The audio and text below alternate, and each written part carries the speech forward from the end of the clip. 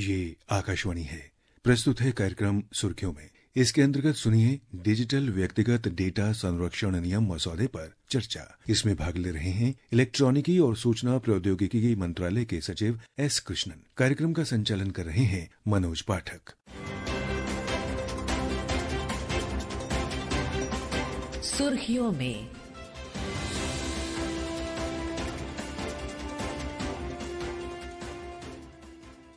आज हम इस कार्यक्रम में डिजिटल व्यक्तिगत डाटा सुरक्षा अधिनियम 2023 और इससे संबंधित जो नए नियम दस्तावेज के रूप में जारी किए गए हैं उस पर चर्चा के लिए लोगों को आमंत्रित किया जा रहा है। उस पर मुख्य रूप से चर्चा करने वाले हैं। इस विषय पर चर्चा के लिए हमारे सामने आज आमंत्रित है इलेक्ट्रॉनिक्स और सूचना प्रौद्योगिकी मंत्रालय के सचिव श्री एस कृष्णन।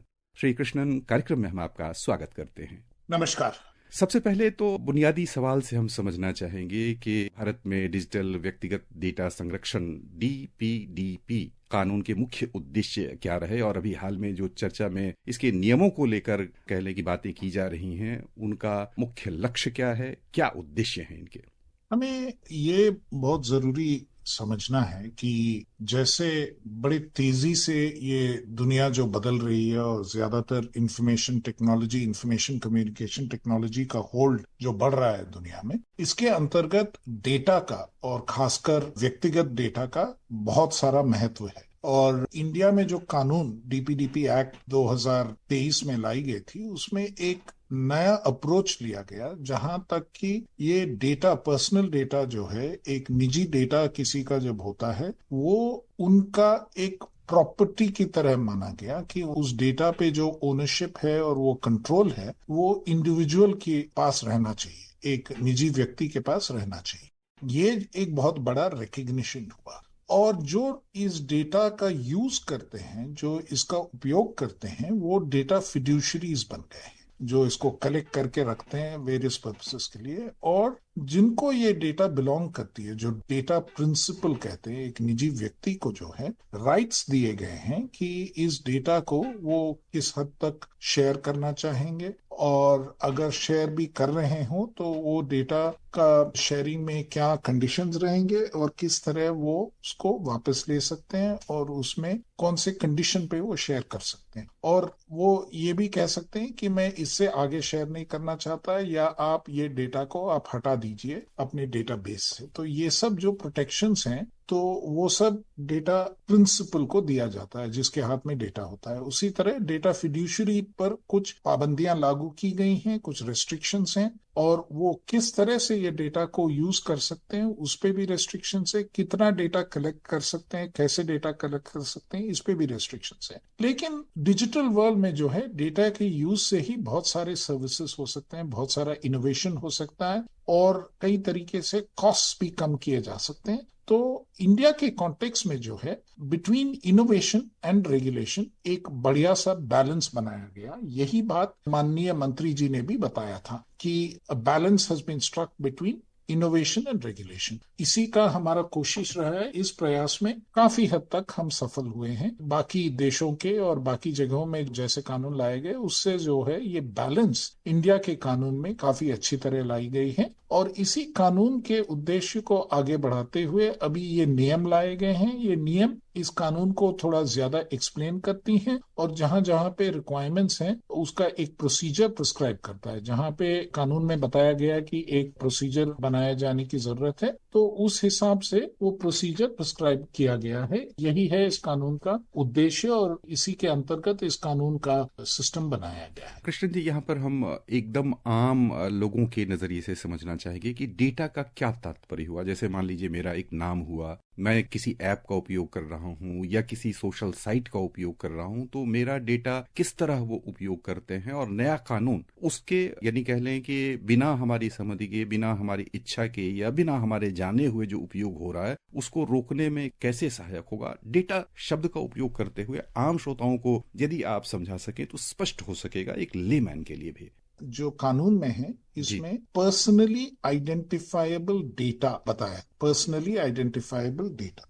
जिससे कि किसी व्यक्ति के बारे में जो जानकारी हासिल हो सकती है किसी इंडिविजुअल के बारे में, जैसे उनका नाम हुआ, उनका पता हुआ, उनका जी जी। आयु हुआ, कोई उनका एजुकेशनल क्वालिफिकेशंस के बारे में जो डेटा रहता है, उनके हेल्थ रिकॉर्ड्स के बारे में जो डेटा रहता है, ऐसे काफी सारे आइटम्स हैं जो कि एक पर्सन के साथ इन्वॉल्व हैं और एक पर्सनली आइडेंटिफाइबल डेटा होते हैं। हमने एक डिटेल्ड डेफिनेशन नहीं दिया है इस एक्ट में, और इस रूल्स में भी हमने ये नहीं कहा है कि पर्सनली आइडेंटिफाइबल डेटा का ये एक लिस्ट नहीं बनाया है, क्योंकि ये एक्सपैंड होते जा सकता है। डिफरेंट कॉन्टेक्स्ट में इसका एक अलग मीनिंग हो सकता है। कहीं एड्रेस हो सकता है, कहीं फोन नंबर हो सकता है, कहीं डेट ऑफ बर्थ हो सकता है, कहीं मेडिकल रिकॉर्ड्स हो सकते हैं, एजुकेशनल रिकॉर्ड्स हो सकते हैं, या वर्क रिलेटेड मतलब जो काम करते हैं, कामकाज के बारे में, उनके नौकरी के बारे में कुछ डिटेल्स हो सकते हैं, उनके पर्सनल फाइनेंशियल डिटेल्स हो सकते हैं, इस हिसाब से उनके प्रॉपर्टी के संबंध में कुछ डिटेल्स हो सकते हैं। इस हिसाब से अगर देखें तो पर्सनली आइडेंटिफाइबल डेटा काफी एक वाइड टर्म माना जाना चाहिए, और जिसमें से हमें एक निजी व्यक्ति के बारे में पता चलता है या निजी व्यक्ति के कंट्रोल में जो डेटा होता है वो होता है पर्सनली आइडेंटिफाइबल डेटा। सो एक एक कॉन्टेक्स्ट में ये वेरी करेगा, और डिफरेंट टाइप्स ऑफ प्रोवाइडर्स, जैसे एक इंश्योरेंस कंपनी हुआ, या बैंक हुआ, या एजुकेशनल इंस्टीट्यूशन हुआ, या हॉस्पिटल हुआ, इन सब में अलग अलग किस्म का मायना रखता है पर्सनली आइडेंटिफाइबल डेटा। अतः हमने एक सूची नहीं तैयार की है कि पर्सनली आइडेंटिफाइबल डेटा यही होती हैं। हमने यही किया है कि जिससे एक निजी व्यक्ति की आइडेंटिटी और उसके संबंध में जो जो डेटा रहेगा वो पर्सनली आइडेंटिफाइबल डेटा माना जाएगा। यही है एक्ट के तहत इसका जो डेफिनेशन है और इसका जो जी तात्पर्य है, यही बना है। श्रोताओं, ये बहुत ही महत्वपूर्ण जानकारी है कि आपकी पहचान से संबंधित जो भी तथ्य हो सकते हैं उनको इस नए कानून और इससे संबंधित नियमों में स्पष्ट कर दिया गया है। और उसके बाद अगला चरण ये आता है कृष्णन जी, बच्चों की सुरक्षा को लेकर, क्योंकि बच्चे सामान्यतः अपने अधिकार, अपने कर्तव्य और सोशल मीडिया या कह लें कि विभिन्न प्लेटफॉर्म पर जब अपना एक कह लें खाता बनाते हैं तो उसको लेकर बहुत सजग नहीं रहते। तो बच्चों की सुरक्षा के लिए इसमें क्या प्रावधान किए गए हैं, क्या सब अतिरिक्त उपाय किए गए हैं? हमें ये समझना जरूरी है कि ये personal data protection act, DPDP act के तहत, इस कानून के तहत जो भी डेटा को हम यूज करना चाहते हैं, पर्सनली आइडेंटिफाइबल डेटा कोई भी यूज करना चाहें, तो वो डेटा प्रिंसिपल से जिसके संबंध में ये डेटा है उनसे परमिशन लेना बहुत जरूरी है, कंसेंट लेना बहुत जरूरी है। बिना एक इंडिविजुअल, जैसे मेरे कंसेंट के बिना मेरे संबंध में जो डेटा होता है वो डेटा फिड्यूशरी, जो कंपनी या जो भी एजेंसी है जो मेरे से ये डेटा कलेक्ट कर रही है, मेरे से जो डेटा एकत्रित कर रही है, वो किसी और पर्पस के लिए यूज नहीं कर सकती है। और क्या पर्पस के लिए ले रही है, किस काम के लिए डेटा लिया जा रहा है, ये सब चीज बता के उनको मेरा कंसेंट, इन्फॉर्म्ड कंसेंट लेके उस डेटा को यूज करना चाहिए। बिना मेरे सहमति से ये डेटा यूज नहीं की जा सकती है। अब जब सहमति की सवाल आती है तो सहमति जो है बच्चे नहीं दे सकते, क्योंकि वो मेजर नहीं है, वो माइनर्स हैं। तो अंडर द लॉ जो हमारा कानून है देश में, उसके तहत बच्चों को जब तक वो एज ऑफ मेजॉरिटी तक नहीं पहुंचते वे कंसेंट नहीं दे सकते हैं। इसी वजह से बच्चों को इस डेटा प्रोटेक्शन एक्ट में भी उनको प्रोटेक्शन दिया गया है। उनका डेटा बिना उनके पेरेंट्स या गार्डियंस, उनके कंसेंट के साथ ये यूज नहीं किया जा सकता है। पेरेंट्स की कंसेंट या गार्डियन की कंसेंट बहुत जरूरी है जबकि हम कोई बच्चे की डेटा को यूज करके कोई भी काम करना चाहें, ये पेरेंटल कंसेंट माना जाता है। अगला सवाल हम ये समझना चाहेंगे कि डेटा संरक्षण के लिए कानून में एक बोर्ड की स्थापना की गई है। यह किस रूप का बोर्ड होगा और कैसे इसमें कह लें विवादों का निपटारा हो सकेगा? एक उपभोक्ता के रूप में मान लें हमारे किसी डेटा का हमें दुरुपयोग होता नजर आया तो हम किस रूप में इससे संपर्क कर सकते हैं? कुल मिलाकर यह बोर्ड किस रूप में काम करेगा उसके संबंध में हमारे श्रोताओं को जानकारी दें। ये डेटा प्रोटेक्शन बोर्ड जो बनाया गया है ये कंप्लीटली डिजिटल फर्स्ट माध्यम से फंक्शन करेगा। इसको सीधे आप इन पर्सन, मतलब नॉर्मली एक कोर्ट कचहरी में जाना होगा तो या तो एक इंडिविजुअल को अपने आप स्वयं जाना होगा या एक वकील के माध्यम से वहां पे जाके अपना अपीयरेंस एंटर करना पड़ेगा। लेकिन ये data protection board fully digital बनाया गया है और इसमें आप ऑनलाइन ही अपना एप्लीकेशन फाइल कर सकते हैं और पूरी कार्यवाही भी ऑनलाइन की जा सकती है। हियरिंग्स भी जो है वर्चुअल हियरिंग्स किए जा सकते हैं और इसमें बिना कोई असुविधा के मिनिमम इनकन्वीनियंस के साथ इसको बनाया गया है, ताकि जो इंडिविजुअल होता है, जो भी व्यक्ति होता है, वो अपने जगह से अपने आप उसमें अपीयर करके अपना जो भी कंप्लेंट है या जो भी ग्रीवेंस है उसको वो निपटा पाए। एक और सवाल जो अभी कह लें कि हमारे समझ में आ रहा है कि व्यक्तिगत डेटा की सुरक्षा और गोपनीयता बनाए रखने के लिए जो डेटा फिड्यूसरी की आपने चर्चा की, उनका क्या दायित्व है? वो एक्ट में काफी क्लियरली जो ड्यूटीज है डेटा फिड्यूशरी का, उनका काफी विस्तार में एक्सप्लेन किया गया है और उनको किस हालत में वो डेटा कर सकते हैं और कैसे यूज कर सकते हैं, इसका प्रिस्क्रिप्शन बहुत ही डिटेल में इस एक्ट में दिया गया है। सेक्शन 7, सेक्शन 8, इसमें उनका रिस्पॉन्सिबिलिटी क्लियरली फिक्स किया गया है। बिना कंसेंट के वो डेटा यूज नहीं कर सकते हैं और डेटा को वो एक निर्धारित समय पीरियड तक ही रख सकते हैं। अभी रूल्स में क्लैरिफाई किया गया है वो 3 साल तक का टाइम पीरियड रहेगा। 3 साल के बाद जब डेटा का यूज की जरूरत नहीं पड़ती उसको डिलीट कर देना चाहिए और अगर एक इंडिविजुअल भी मांगे तो उसको तुरंत डिलीट करने का भी प्रावधान किया गया है इस एक्ट और रूल्स में।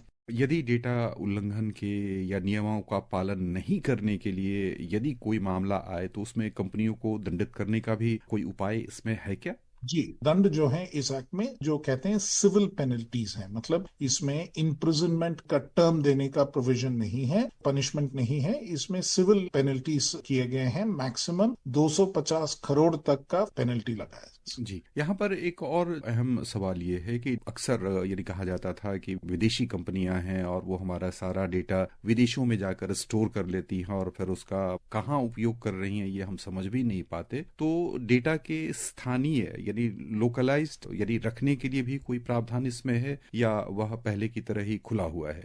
इस एक्ट में अलग से ये प्रावधान नहीं बनाया गया है, मगर इसमें ये बोला गया है कि अगर किसी एक सेक्टर में, जैसे फाइनेंशियल सेक्टर हो या हेल्थ सेक्टर हो या टेलीकम्युनिकेशन सेक्टर हो, उस सेक्टर में जो रेगुलेटर्स हैं और वो चाहते हैं कि वहां पे वो जो इंडिविजुअल डेटा हो या उस सेक्टर के संबंधित व्यक्तिगत डेटा जो होता है वो देश के बाहर नहीं जाना चाहिए और देश में रखा जाना चाहिए, तो रेगुलेटर्स उसका प्रावधान बना सकते हैं और उसी हिसाब से कौन से कंट्री में डेटा जा रहा है उसके तहत कुछ रेस्ट्रिक्शंस लगाए जा सकते हैं। इसके लिए रूल्स में भी एक प्रावधान बना गया है कि एक कमिटी बनेगा और कमिटी रेकमेंड करेगा कि किस आधार पर किन चीजों का डेटा कोई स्पेसिफिक कंट्री में नहीं जाना चाहिए, तो उसके तहत कुछ गाइडलाइंस दिए जाएंगे। तो इसका एक प्रावधान बनाया गया। यहाँ पर हम ये समझना चाहेंगे कि जो वैश्विक कानून है और जो कह लें भारतीय कानून अब लागू होने जा रहा है, नियमों के अनुपालन जब सुनिश्चित हो जाएगा तो यह कानून पूरी तरह काम करने लगेगा। वैसे में वैश्विक स्तर पर क्या चुनौतियां आपको नजर आ रही हैं? इन्हें लागू करने में क्या सब समस्याएं नजर आ रही हैं और इन्हें दूर करने के लिए क्या सब उपाय हो सकते हैं?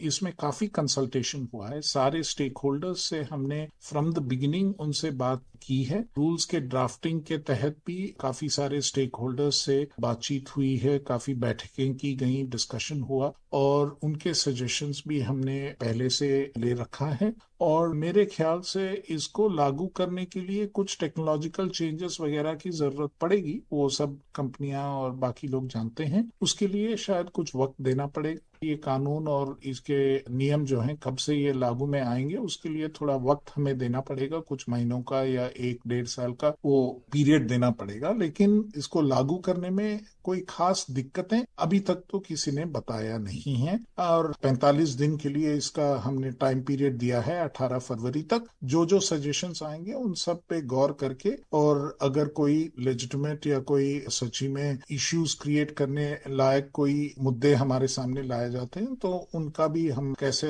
सॉल्व कर सकते हैं ये भी हम देखेंगे। व्यक्तिगत डेटा सुरक्षा के लिए कानून अब बिल्कुल निकट नजर हमें आ रहा है। इससे संबंधित विभिन्न पक्षों पर हमारे विशेषज्ञ ने आपको जानकारियां दी हैं। आप सभी श्रोताओं की ओर से हम श्री कृष्णन जी को बहुत बहुत धन्यवाद देना चाहेंगे। धन्यवाद। अभी आप सुन रहे थे डिजिटल व्यक्तिगत डेटा संरक्षण नियम मसौदे पर चर्चा। इसमें भाग ले रहे थे इलेक्ट्रॉनिकी और सूचना प्रौद्योगिकी मंत्रालय के सचिव एस कृष्णन। कार्यक्रम का संचालन कर रहे थे मनोज पाठक। ये कार्यक्रम आकाशवाणी के समाचार सेवा प्रभाग द्वारा प्रस्तुत किया गया। इसे आप हमारे mobile app news on AIR और YouTube channel news on AIR official पर भी सुन सकते हैं। इस कार्यक्रम के संबंध में अपनी प्रतिक्रिया आप हमें ईमेल या व्हाट्सएप के माध्यम से भेज सकते हैं। ईमेल पता है airnsdtalks@gmail.com और व्हाट्सएप नंबर है 9289094044।